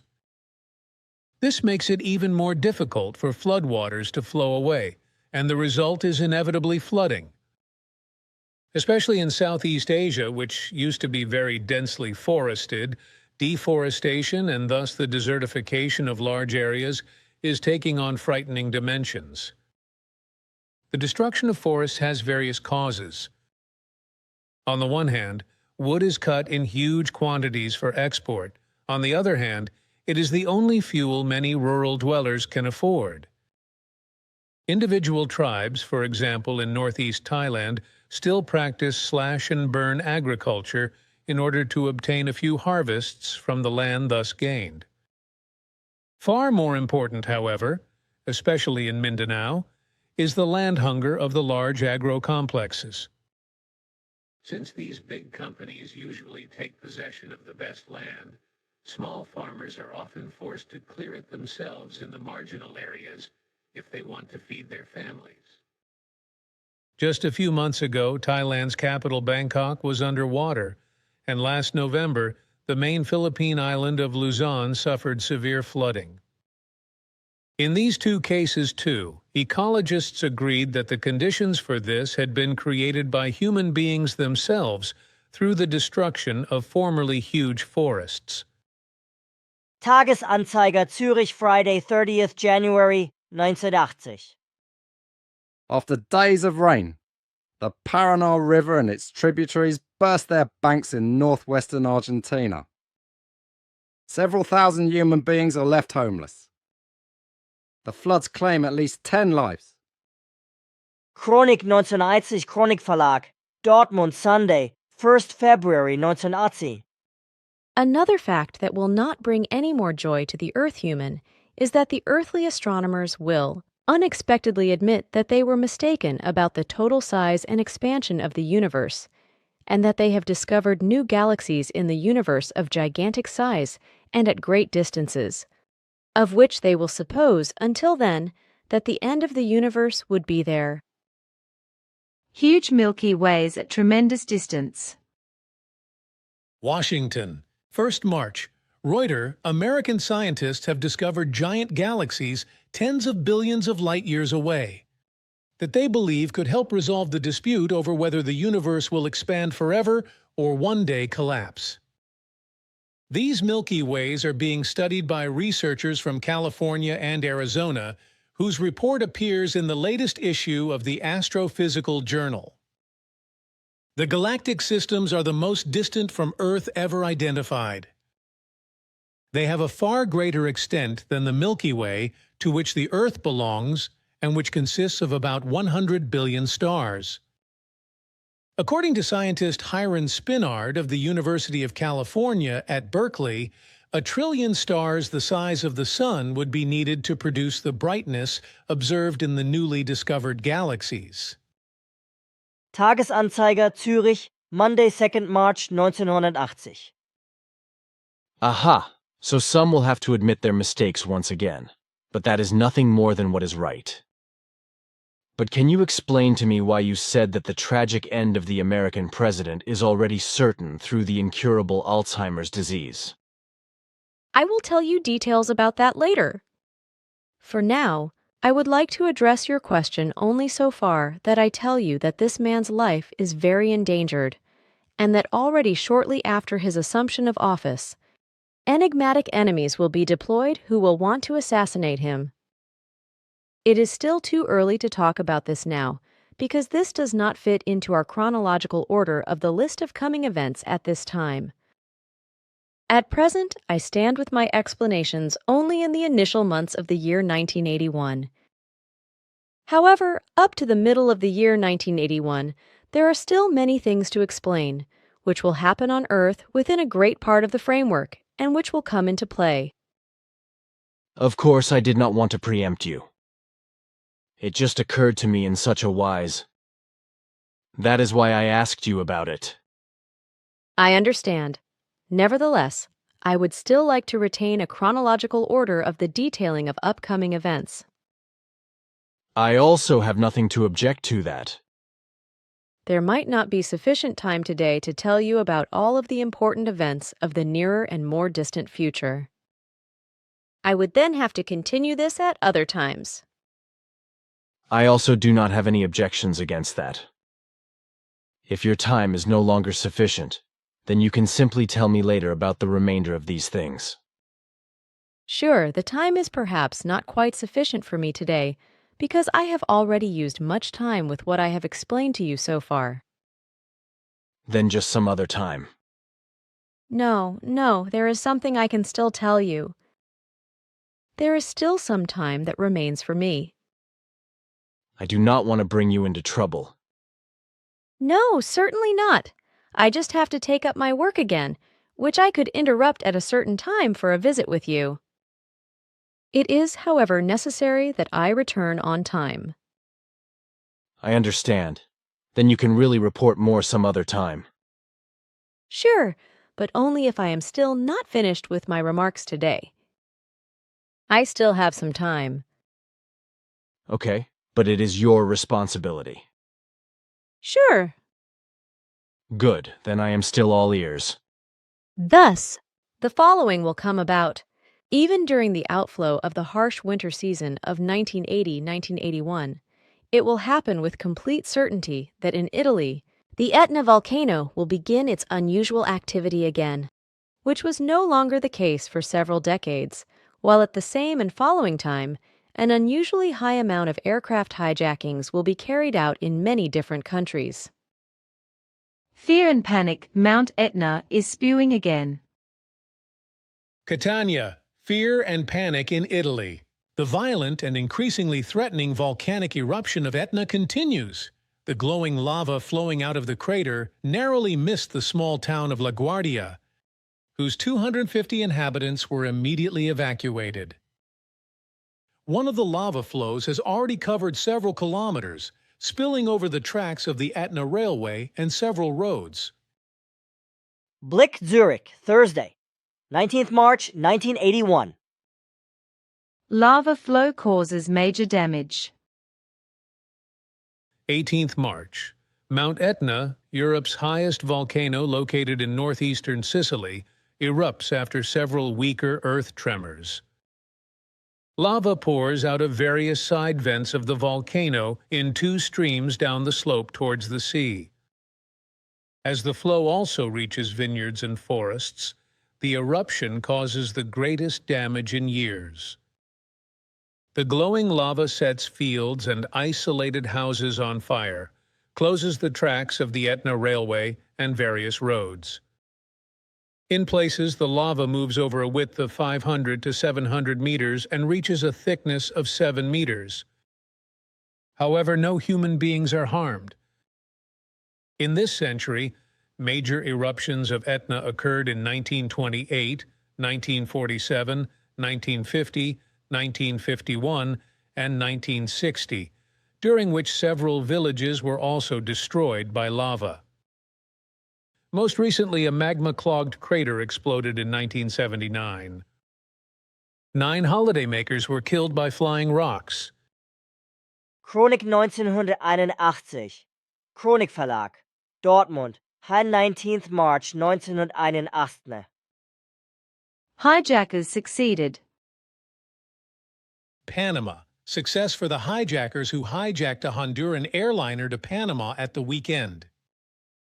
They secured the release of Salvadoran opposition politician Facundo Guardado and 12 other political prisoners from prisons in Honduras. The Honduran guerrillas then released the 47 hostage passengers and surrendered to the Panamanian authorities.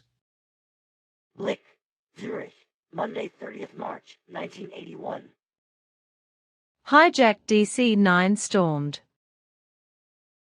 Bangkok, 30th March.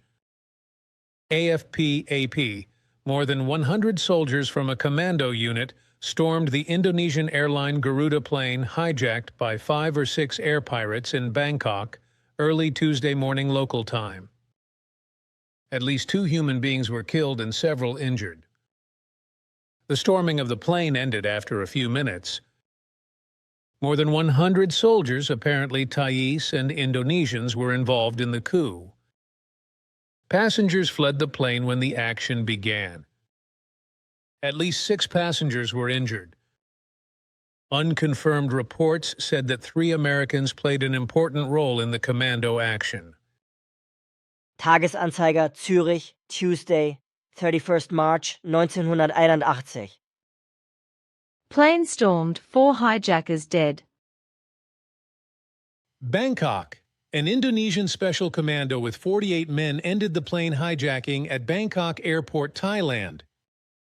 All 44 hostages were rescued during the storming of the plane, which lasted only 3 minutes.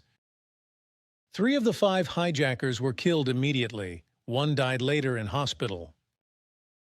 The hijackers had demanded the release of 80 political prisoners and the payment of $1.5 million from the Indonesian government. Several times they threatened to blow up the plane, a DC-9. Tagesanzeiger Zürich, Wednesday, 1st April 1981.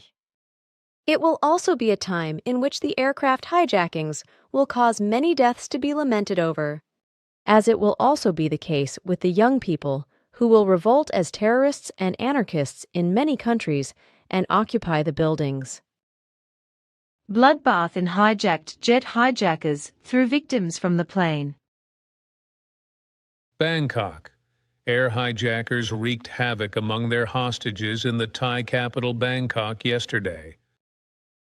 They shot and seriously injured 2 men and then threw them onto the runway. One of the hostages was able to jump through an emergency exit and escape. The hijackers are demanding the release of 84 political prisoners in Indonesia. The men, armed with automatic weapons, hand grenades, and explosives, took control of a Garuda Airways DC-9 with 52 persons on board on Saturday and brought it to Bangkok. The probably 6 hijackers are said to belong to an extremist group of Muslims. A crew member of the DC-9 made signs to a mechanic while refueling the plane. A hijacker then ran into the cockpit and shot the man in the neck. American Carl Schneider, 47, took 2 bullets in the chest as he tried to escape from an emergency exit, as did Englishman Robert Wainwright, 27. Wainwright said the hijackers threatened the passengers that they would blow up the plane if Indonesia's President Suharto did not meet their demands. The first demand was for the release of 20 prisoners. When Suharto immediately agreed, the hijackers raised the demand to A4. The prisoners were said to be students who had been arrested during anti-government riots. Blick, Zurich, Monday, 30th March 1981. This will increase far into the future, as will also neo-Nazism in many countries, whereby the governing forces of the earth bear the guilt for the development of these occurrences. Neo-Nazis exposed worldwide. Bonn, a worldwide organization of neo-Nazis, has been exposed by German police following the arrest of a right-wing extremist. The organization's connections are said to stretch from the USA across Europe to the Middle East. Blick, Zurich, Monday, 30th March 1981. Neo-Nazi expelled. Bregenz, Vienna, the notorious German-born neo-Nazi pastor Gerd Ziekle from the canton of Thurgau and 3 young Swiss right-wing extremists were expelled from Austria and deported to Switzerland at the weekend. The expulsion decision was taken by the Foreign Ministry in Vienna. The 4 had attended a neo-Nazi party conference in Lustenau, Vorarlberg. The young Swiss Nazis wore protective shields and military-like clothing, which is forbidden in Austria. Blick, Zurich, Monday, 13th April 1981. Large-scale raids in the FRG. Berlin-Stuttgart, 24th March. AP-DDP. Without encountering any resistance, strong police forces cleared 3 houses in the Kreuzberg district of Berlin on Tuesday. 28 persons who had been staying in 2 of the houses were temporarily arrested and their belongings were taken away.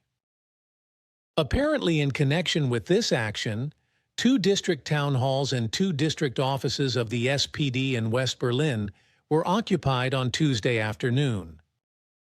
In the largest action against right-wing extremism to date, police also searched 440 homes throughout Germany on Tuesday. Large quantities of anti-Semitic and neo-Nazi writings, leaflets, tape cassettes, and records were confiscated.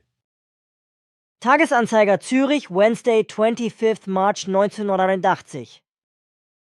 They will allow a false humanitarianism and an unwarranted light forbearance to be made toward the youngsters, terrorists, and anarchists, building occupiers and revolters.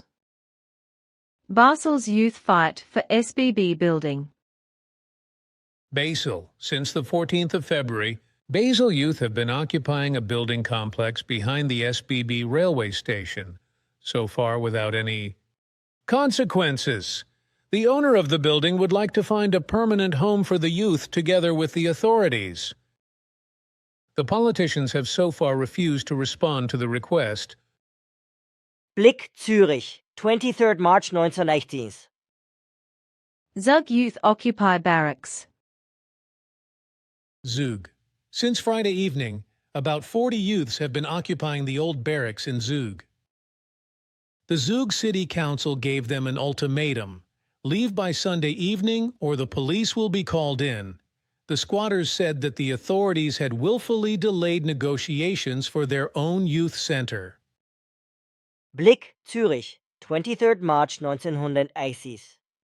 In the case of neo-Nazism, it will behave similarly, for through the unreasonableness of the governments, even though the machinations of the last World War should have finally been placed into oblivion, it will be handled oppositely, however, and neo-Nazism will rise again with great force. The governments, filmmakers, and television producers will commit more madness in the coming time, showing the horrible atrocities of the last World War in films, movie theaters, and on television, and make these accessible to the humans of the earth. Controversial Nazi horror spectacle at the Chile Theater. 9th January. With a spectacular production of Hans Falladas novel Jeder stirbt für sich allein by Peter Zadek, Berlin's Schiller Theater reopens after 6 months of renovation. Director Boy Gobert had the theater renovated from top to bottom at a cost of around 8 million DM. Together with the French review artist and set designer Jérôme Savary, director Peter Zadek transforms the Fallada play into a 5-hour review with 61 scenes. The fate of an apolitical worker and his wife Bernhard Minetti and Angelica Dom Rosa, who rebel against the Nazi regime, forms the background for a creepy operetta spectacle. Hitler appears on stage in dozens of guises as a political clown. The brutal tortures of the Nazis are presented in macabre review style. Sadomaso scenes in black leather underline the great appeal of the Nazi henchmen. The Nazis are so sexy. The attractive portrayal of the brutality and ruthlessness of the Nazis is intended to encourage people to engage with the German past and present. Many critics praise the horror show as the work of a brilliant cynic. Others dislike the review performance as a trivializing and historically inappropriate form of representation. Chronik 1918, Chronik Verlag. Dortmund, Friday, 9th January 1981. Das Boot Hollywood-style underwater warfare. 18th September. The film Das Boot by Wolfgang Petersen is released in German cinemas. The hit flick, which was made at a cost of DM 23 million, is the most expensive post-war production in the German film industry. Petersen filmed the material of the 1973 bestseller of the same name by Lothar Günther Buchheim, who describes his experiences as a young naval war correspondent in the submarine U-96 during the Second World War. The film, shot in lavish Hollywood style and true to detail, shows the merciless submarine warfare and its protagonists who, after surviving heavy combat, meet their deaths in an air raid by the British. In order to depict the events as vividly as possible, not only was a 67-meter-long submarine built in its original size, but also a smaller model for the underwater shots. There had been long disputes about the filming of the material. Initially, the film was to be produced in the USA, but Buchheim resisted the falsification of his original. The box office hit, 3 million German viewers by the end of the year alone, is controversial among critics, especially because of its portrayal of war as a fascinating adventure for tough men. Chronik 1918, Chronik Verlag, Dortmund, Friday, 18th September 1918. Through this, the minds of all of those humans who are not in agreement with their governments and social orders will become excited, and thus they will take the atrocious films and reports as a model and form and establish new movements of destruction. 172 youths arrested after protest. 5th March. After a squatter demonstration in Nuremberg, police arrest 172 persons at the youth center COM. A provisional arrest warrant was issued for 141 of them on suspicion of serious breach of the peace. During the demonstration in Nuremberg city center, car aerials had been broken and shop windows had been smashed. Many demonstrators then retreated to the youth center where the police made the arrests shortly after midnight. Many of the mostly 15 to 6-year-olds were detained for several days. Some parents received no official notification of their children's whereabouts. The arrest action of the Bavarian police meets with fierce public criticism. The mass arrest, which is said to have been prepared well in advance, is condemned by many as an excessive show of force by the police in dealing with the squatter scene. The Bavarian judiciary's approach is particularly controversial. The case-by-case examination required for arrest warrants did not take place. After the reasons for the arrest had been examined, all 141 prisoners had to be released. The public prosecutor's office brought charges against 66 of those arrested. In November, the trial is suspended because of legal discrepancies. Chronik 1918, Chronik Verlag, Dortmund, Thursday, 5th March 1981. This will already happen in an increased measure in the next year, so thus in 1981, while the following decades will bring the continuation of such. Zurich. Once again, a few chaotic people have succeeded in terrorizing the whole of Zurich. During the authorized demonstration on Saturday, a 12-man posse of rioters broke into the autonomous youth center AJZ, which had been closed since September 1980. Shortly afterwards, the police cleared the building, which led to street fights. On Sunday afternoon, the AJZ was again occupied by a few dozen youths. With the agreement of the police and authorities, Saturday's spring demonstration should have been peaceful. A procession from Bellevue through the city centre to the district court was planned. The apparently well-prepared intrusion of a few chaotic people into the AJZ threw every well-intentioned plan into disarray. The well-organised minority of rioters lured the majority of the demonstrators into the AJZ with the claim, spread over a pirate radio station, that the AJZ would be reopened soon anyway, so the police would not clear it. The police did, of course. The good 1,000 youths who had believed the claims of their right-seeking elite until the very end vented their disappointment, smashed windows, set fire to containers. Graffiti. Property damage amounting to hundreds of thousands of francs was the result. Particularly chaotic scenes of rioting took place on Saturday evening at the main railway station. After the police had cleared the AJZ with tear gas, hundreds of youths gathered in the station and threw gravel stones at police cars. Police then used tear gas and rubber bullets to clear the station concourse. Panic ensued. Rail passengers fled at a run and ducked into the rescuing trains. A baggage car driver, hit in the leg by a rubber bullet, took cover, cursing. Train staff angrily attacked youths with brooms. Kiosk women watched in horror from behind closed windows. Blick Zurich, Monday, 23rd March 1981. The relevant governmental bodies are sufficiently deluded not to realize that these machinations of constant and renewed representations of the last World War would have to be prohibited by all means, and also that the public orienting of youth revolts would have to remain omitted, while the law enforcement agencies would have to crack down. Youths also in China criticized the system, by our correspondent Hans Boller. Beijing, 20th March. China's leadership is also having a hard time dealing with dissatisfied youth. At present, the official statements are still dominated by moderate voices recommending that party officials patiently educate and convince the grassroots. But there are also isolated threats of a crackdown. The main concern for the authorities is the fact that the youth troublemakers are not a social group that can be easily demarcated. The conflicts, which increasingly threaten to overwhelm the responsible authorities, occur in practically all areas of society. The signs are not yet stormy.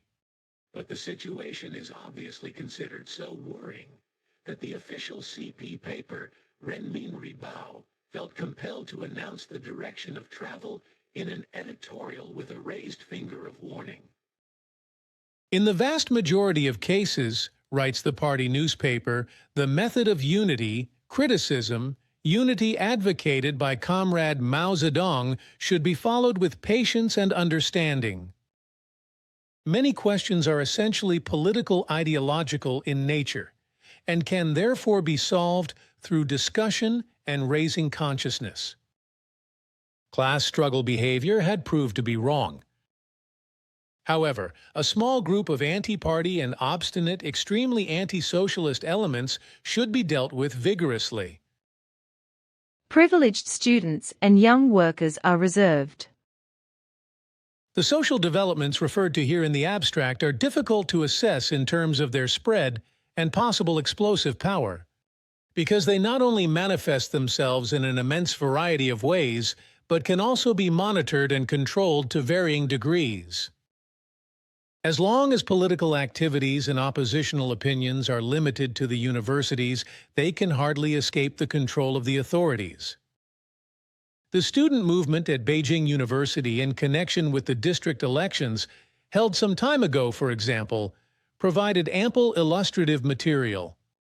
Following the turbulent election round, in which student representatives had in part come out with sharp criticism of the CP and even swung to the top in preliminary votes, calm was unceremoniously restored in the university under the threat of massive sanctions. In China, students are still a very thin layer of privileged people who have to secure their status not only through knowledge and performance, but also through political good conduct. The same could be said, albeit to a lesser extent, for young workers in state-owned enterprises who enjoy the benefits of secure and well-paid work. The pressure of the urban unemployed and underemployed, among whom the average 18-year-old school leaver is the main bulk, has hardly diminished in recent years and makes it extremely advisable for most young workers to keep their critical remarks, especially if they are aimed at matters of principle, under wraps. In the party-led trade unions, too, there is hardly any room left for fundamental debates in view of the tense economic situation. Nevertheless, here and there opposing youths are able to assert themselves in the factories, especially when they are supported in their concerns by older workers. Unemployed youth criticize the system. Largely free of self-censorship, career considerations and official control, on the other hand, are the unemployed youth mentioned above, who either wait for better times at home or pursue irregular employment. It is true that the majority of them are apolitical, and the longer they remain unemployed, the less they can be motivated to pursue any goals. But recently there have been increasing signs that there are also some among them who, if necessary, resort to illegal means in order to be able to freely express their criticism of the system and the party. Apart from the so-called democratic socialists, who appear with relatively moderate underground newspapers, it is above all political leaflets that are circulating in the cities and being secretly delivered to foreigners, often included in their private letter post, that are currently attracting attention. In their criticism of the system, they surpass anything heard so far in the People's Republic and usually end in a direct or indirect call for the overthrow of the communist dictatorship. Vice Premier Deng Xiaoping, however, does not seem to be very impressed by this. In a laconic comment, he recently remarked that he considered the leaflets a sign of stability. Tagesanzeiger, Zürich, Thursday, 26 March 1949. New series of violence in Berlin. A political dispute continues. No new Reichstag fire. Berlin, Munich, Bonn, 15th March. DDP-AP-DPA. A new series of violent incidents occurred in West Berlin at the weekend, which police do not directly link to squatters. 2 younger men were arrested on suspicion of having attempted, with an accomplice, to set fire to the Reichstag building in Berlin on Saturday night. This caused damage of around 50,000 marks. Several arson attacks were carried out the same night, and numerous shop windows were smashed. In Kreuzberg and Neukölln, a demonstration of about 2,000 squatters was relatively peaceful. About 50 young people occupied a former Bundeswehr district replacement office in Munich on Sunday. They are demanding the establishment of a youth center. On Saturday, The Frankfurt police praised the discipline of about 12,000 participants in a demonstration against the Turkish military dictatorship. Meanwhile, the dispute over the violent protests among German politicians continues. The two men arrested after the arson attack on the Reichstag building in Berlin are considered to belong to left-wing extremist circles, according to the police state security service. The police emphasize that the two men had no contacts between the two men, and the squatter scene have been established so far. The arrested men had only been living in Berlin since November 1980 and February 1981, respectively. During the attack, the perpetrators first smashed the glass door of the Reichstag building. In the Hall of Honor, they emptied a flammable liquid from plastic canisters between the picture panels of the exhibition Questions to German History, which is currently taking place, and set them on fire.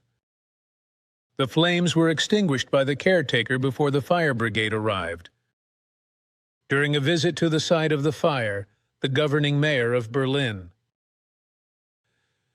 Hans-Joachim Vogel, alluded to the Reichstag fire of 1933 and said that the attempt to give a historical veneer to an average riot action had failed.